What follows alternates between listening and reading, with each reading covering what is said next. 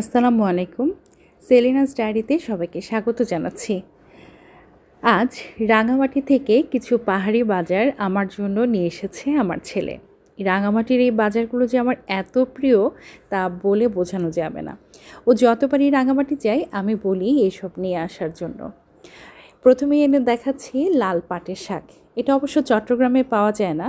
এই শাকটা আমার এত বেশি ভালো লাগে তাই আমার জন্য অনেকগুলো শাক নিয়ে এসেছে। এবার দেখছেন এটাকে বলে হলুদের ফুল। ছোট মাছের সাথে চিংড়ি মাছ দিয়ে ভর্তা করে বা কচুরলতির সাথে খেতে এত যে টেস্টি তা বলাই বাহুল্য।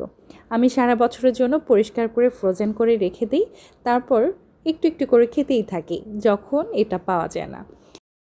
একটা পার্পল কালারের আর একটা হচ্ছে হালকা গ্রিন আর সাদা। আর এটা হচ্ছে বিন্নি ভুট্টা। ভুট্টা আমার সবসময় পছন্দের, আর এই ভুট্টাটা এত কচি খুবই টেস্টি। এটা হচ্ছে বিথি বেগুন বা বিউটি বেগুন।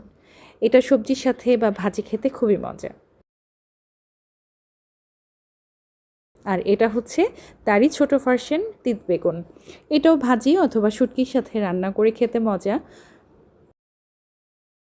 এগুলো পাহাড়ি লেবু। আর এটা হচ্ছে জুমের মরিচ। এই মরিচটা ভর্তা, শুটকির সাথে ভর্তা আর বা কাঁচা ভাতের সাথে খেতে এত যে টেস্টি।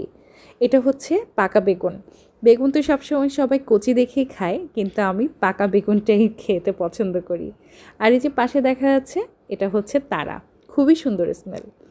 তো আমি যখন এইগুলো রান্না করব প্রত্যেকটা অবশ্যই আপনাদের সাথে শেয়ার করব। সবাই ভালো থাকবেন, সুস্থ থাকবেন। আল্লাহ হাফেজ।